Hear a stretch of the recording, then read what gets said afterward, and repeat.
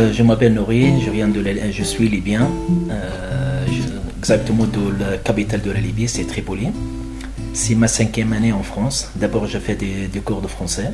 Avant, je ne parle pas français, juste bonjour, bonsoir, je ne parle pas français. J'ai fait des cours 1 an et demi à l'Alliance française de Dijon. Et après, j'ai fait un master à l'école de commerce de Dijon. Donc, j'ai fait un master qui s'appelle MIP, Management de l'industrie pharmaceutique. Et pendant mon master, j'ai fait un stage comme intermédiaire entre des entreprises libyennes qui importent les médicaments et les laboratoires français qui fabriquent les médicaments. Si tu dois décrire la Libye dans une ou deux phrases, qu'est-ce que tu dirais? En fait, historiquement, la Libye, elle s'appelle la porte de l'Afrique. Donc, pour entrer au ventre de l'Afrique, il faut passer par la Libye. Donc, c'est quelque chose d'historique. Donc, avant, il y a 10 000 ans, 2000 ans, il s'appelle la Libye, la porte de l'Afrique. Donc, ça, c'est une phrase qui convient bien. Oui.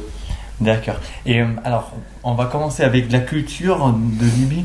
Juste, tu peux choisir de quoi tu veux parler. La musique, le théâtre, la littérature, danse, cinéma, l'art, enfin, les peintures.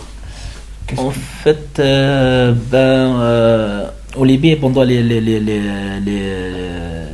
l'époque de Gaddafi, il y a presque rien, ni musique, ni cinéma, ni théâtre, même il y avait pas mal des talents, des gens qui travaillaient bien dans ces domaines-là.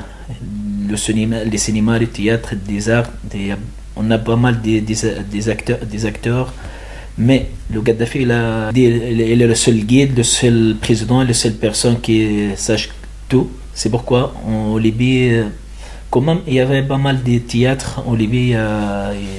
Même la Libye était fermée, mais quand même, les Libyens, il a essayé de faire quelque chose. Mais le Gaddafi, il a fermé tout. Est-ce que tu sens ou est-ce que tu penses que les talents qu'il y avait déjà pendant la période de Gaddafi s'établit maintenant? Est-ce qu'il n'y a plus de je sais pas? Oui, en fait, il commence. Moi, je suis toujours des journaux libyens, des nouvelles libyennes. Je peux pas chaque semaine, mais chaque jour, il y a des magazines qui commencent de publier. Il y a des théâtres qui commencent. Il y a pas mal de Libyens qui commencent de construire la nouvelle Libye. Qu'est-ce que l'origine de Libye? En fait, historiquement, j'ai bien l'Afrique, toute l'Afrique maintenant. Avant, il s'appelle Libo. C'est le nom de Libyen, il vient de tribu Libo. Après le Rhum, le nombre de sites archéologiques après le Rhum, c'est au Libye. Au niveau de sites archéologiques romains, il y a des théâtres de 4, il s'appelle Sobrata, il y a 4 étages de théâtres romains qui restent jusqu'à maintenant de bon état. Parce que la Libye, c'était colonisé italien. Donc pour la culture, dans le langage normal, on utilise beaucoup des mots italiens. Moi, je peux comprendre c'est facile à comprendre l'italien quand il parle. D'accord. Ouais.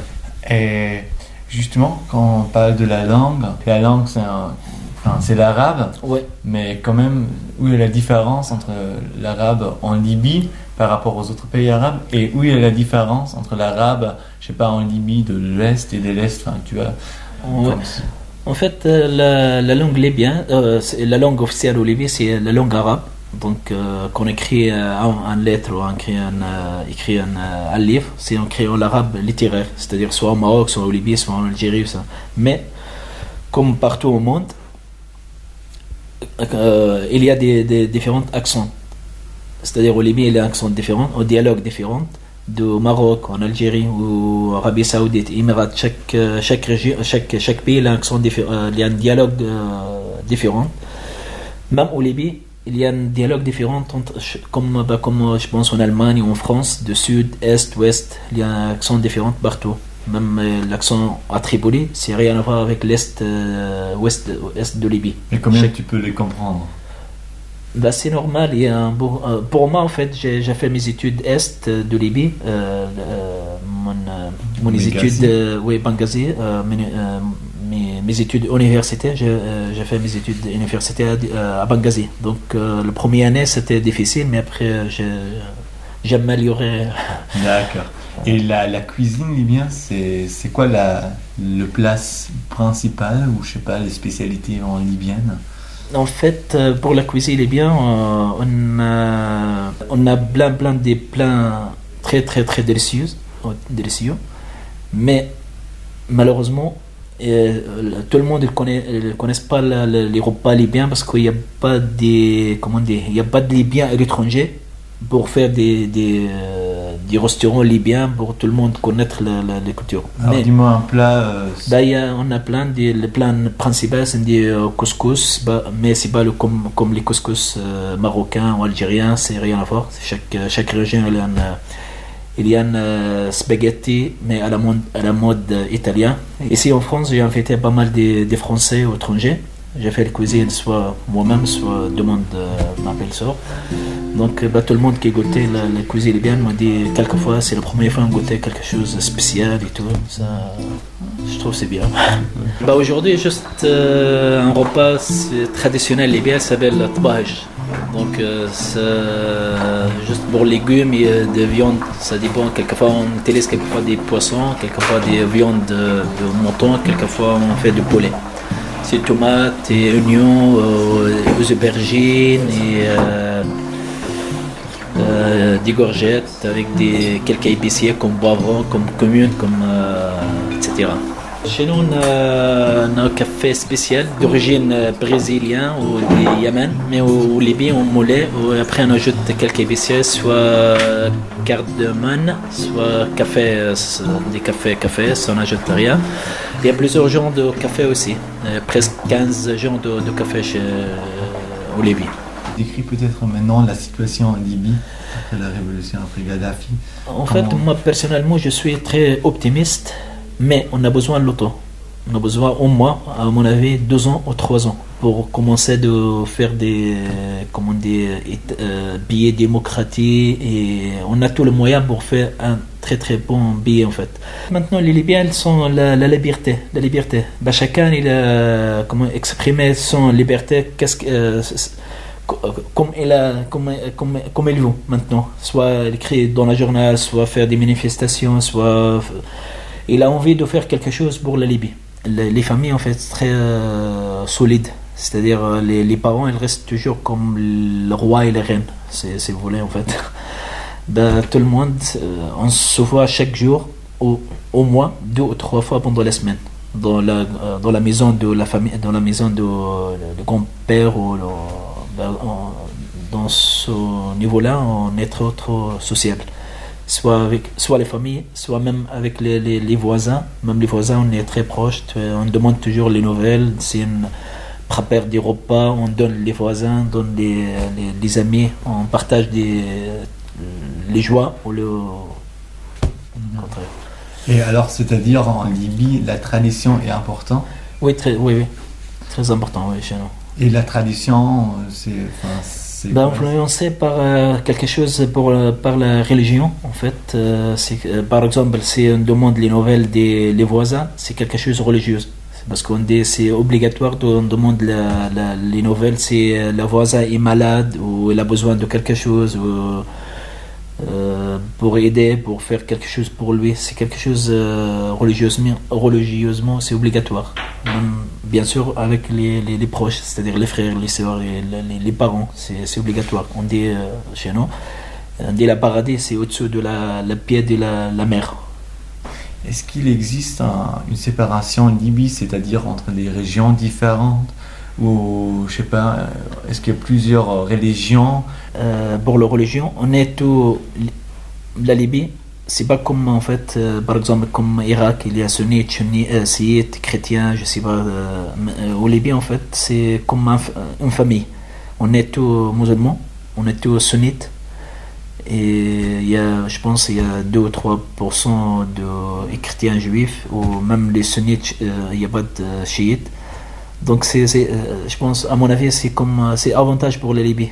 C'est-à-dire il n'y a pas de guerre civile entre les partis, c'est-à-dire partis juifs, partis je sais pas quoi, même sunnites, chiites, on n'a pas.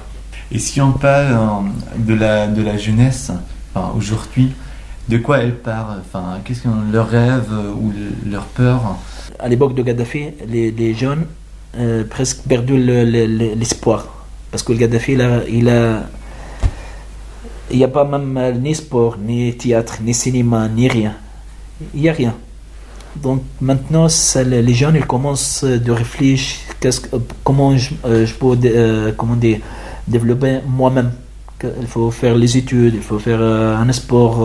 Pendant le week-end, on fait des fêtes, mais sans alcool, c'est tout.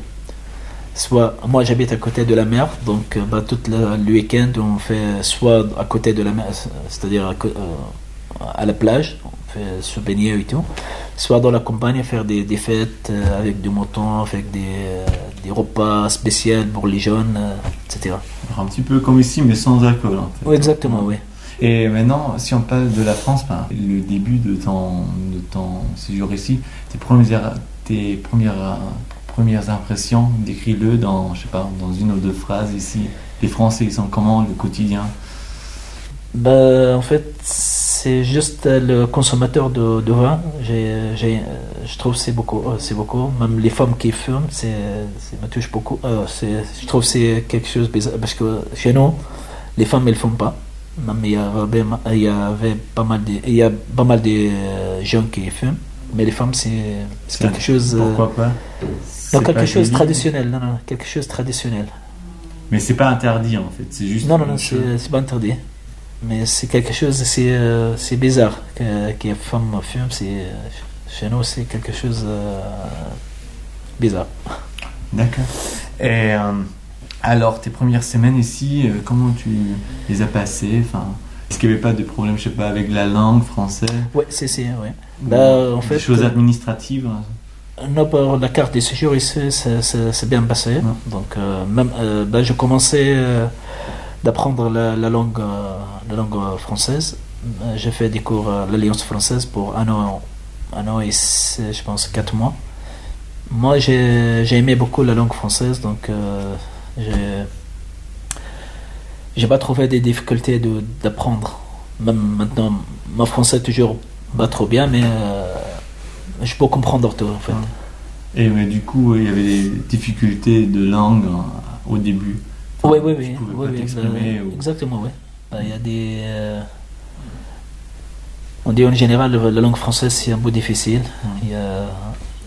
Et c'était difficile de trouver des contacts sociaux ici, pour faire des amis et tout ça? J'ai fait pas mal de connaissances avec l'étranger. Mais est-ce que tu connais les Français aussi? Oui, maintenant, oui. J'ai pas mal des amis français, en fait. Mais pour faire des amis français, c'était plus difficile? Tu t'as trouvé? Je pense, oui. Pourquoi je sais pas, en fait. Le français, toujours, même dans la classe, quand j'ai fait des cours à l'école de commerce, on était 16 personnes, on était 16 étudiants. Il y avait 8 étudiants français et 8 étrangers. Quand le prof il demande de faire travail en groupe, donc on fait groupe de 4. Donc il y a 2 groupes de français toujours ensemble, 4-4, et l'étranger 4-4, toujours. Même le français, il aime, je sais pas si c'est toujours comme ça ou juste dans ma promotion en fait.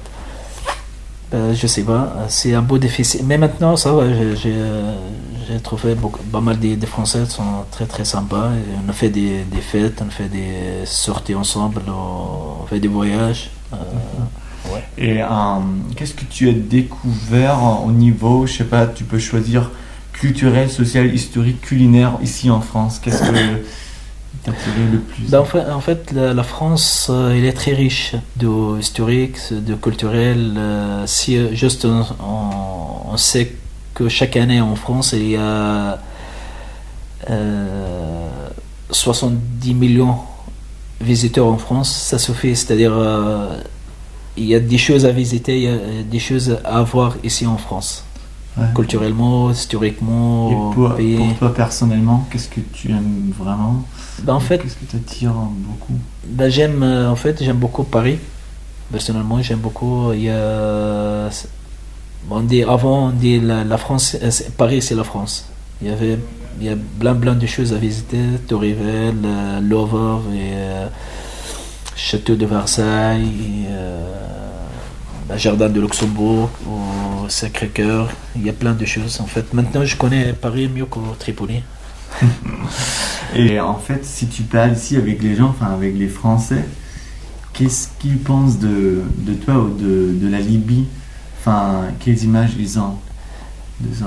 Ben, en fait, je peux dire avant les révélations et après. Ouais. Bah avant, je pense, ils pensent que malheureusement, la Gaddafi, elle donne des images très mauvaises, soit pour la Libye, soit pour les Libyens, à cause de qu'est-ce qu'elle a fait pour je sais pas, le bombe de Le Corbeil, le bombe de, je sais pas, l'avion français qui est explosé sur le Niger, je pense. Donc, soit le Français, il connaît pas la Libye avant, soit ils ont des mauvaises images à cause de. Mais quand on parle, ils trouvent quelque chose de différent. C'est ça, Mais après les réflexions, je pense on est maintenant pour on est plus proche maintenant parce que la France était le premier pays qui est reconnu de le nouveau gouvernement et il aide les Libyens d'attaquer les mercenaires de Gaddafi. Donc on est maintenant plus proche l'un d'autre. Maintenant, entre-temps, quand tu passes ton séjour ici, qu'est-ce que tu fais? Enfin... Ben en fait, soit pendant la semaine, la plupart de mes temps c'est à la bibliothèque. Parce que tu es en... Oui, en fait, je fais une thèse, doctorat dans le domaine de comptabilité et finance. Sinon, le week-end, ça dépend s'il y a s'il y a un voyage, quelquefois je joue au foot, quelquefois je se promène. C'est la place qui s'appelle Émile Zola. J'aime beaucoup cette place parce que pendant l'été, il y a du soleil, il y a trop de monde ici. Jusqu'à minuit, jusqu'à 1h le matin. J'aime beaucoup cette place-là. Et je trouve que c'est presque les meilleurs à Dijon, pour moi. Et est-ce que tu as découvert des nouvelles côtés de toi-même ici? Est-ce que tu as développé des nouveaux talents? Je sais pas. Oui, en fait, ici, ce que j'aime beaucoup, de faire des connaissances avec beaucoup de nationalités. Je trouve que c'est très important quand on parle avec d'autres nationalités, d'autres cultures, je trouve quelque chose. En fait, dans ce domaine-là, j'ai développé. Parce qu'au Libye, on se connaît facilement. Mais quand je suis arrivé ici, peut-être quand tu fais des connaissances avec des autres personnes, tu as besoin de choisir des mots, de choisir même, comment dire, des phrases, même des comportements, comment on va intégrer dans un groupe. Et, enfin, est-ce qu'il y avait un événement important ici pour toi en France qui t'a je sais pas, En fait, c'est les élections présidentielles, je pense, parce que chez nous, on n'a pas l'habitude, donc on a un seul président qui était 40 ans, donc j'ai pas de. Pour moi, c'est la première fois quand je suis arrivé en France pour les élections de Sarkozy, maintenant notre François Hollande. Donc j'aime bien comment quelqu'un choisit le président qui va faire leur objectif en fait. Pendant la Révolution, comment tu étais en contact avec la Libye? T'es resté en France ou... En fait, oui, au début de la Révolution, je suis resté, mais à la fin, je suis rentré au Libye. Avant le Gaddafi, comment dire, je suis entré par la Tunisie, mais cette rentrée, j'ai pris le risque en fait. Je suis entré par la frontière Je sais pas si j'arrive pas d'être là, d'entrer au Libye ou je mors. En fait, c'était très, très, très, très dangereux. Mais quand même, tu voulais le faire. Hein. Oui, moi je disais pourquoi je reste ici. Je suis rentré au Libye pour faire quelque chose. Parce que j'ai fait pas mal de choses avec l'internet et tout. On a fait pas mal de manifestations à Paris devant l'ambassade de Libye, mais c'est pas suffi. Donc à la fin, j'ai décidé d'entrer au Libye pour porter des armes et de défoncer. Mais heureusement, je suis resté là-bas un mois. Quand même, on a fait pas mal de choses très importantes en fait. Si tu compares la France et la Libye, où il y a les ressemblances et les différences? Chez nous, on a pour la vie sociale, c'est plus développé, plus important qu'ici. C'est-à-dire la famille sont solides, les voisins sont plus solides qu'ici. Si vous voulez, en fait, au Libye, il n'y a pas par exemple, de maison de retraite. C'est-à-dire les parents, ils restent chez eux. Toute la famille, ils s'occupent les personnes âgées. C'est quelque chose de religieux, c'est obligatoire, c'est quelque chose de religieux ou quelque chose de social. Mais ici, je trouve, je sais pas, peut-être la vie, c'est pas comme là-bas. C'est-à-dire ici, chez nous, la famille, au moins chaque famille a 5 personnes ou 6. Ici, je pense un ou deux. Peut-être c'est la raison, il y a c'est différent. Sinon, ici, je trouve que la France, c'est un pays très, très, très développement, soit l'éducation, soit surtout le niveau du système de la santé. Je trouve que c'est le meilleur au monde. La sécurité sociale et tout. Moi, personnellement, j'aime beaucoup de voir le même système au Libye. Jusqu'à quel point tu t'adaptes ici, où il y a des moments où tu gardes ton identité d'origine, où tu es vraiment libyen? Je suis ouvert. Mais, par exemple, si on est dans une soirée ou dans un restaurant avec des amis français ou étrangers, juste je mange pas la viande et je bois pas l'alcool, c'est tout. Donc je suis européen, je suis en France, mais je garde quelque chose de personnel. À la fin, si on parle d'un échange interculturel, d'abord, est-ce que tu penses l'échange interculturel qu'on a au monde maintenant est limité, se réduit juste sur certaines images, ou tu penses c'est ouvert, hein, c'est complet? Je pense qu'il y a un préjugé en fait, surtout par exemple les images de l'Europe sur par exemple les musulmans, les arabes, il est toujours maltraité.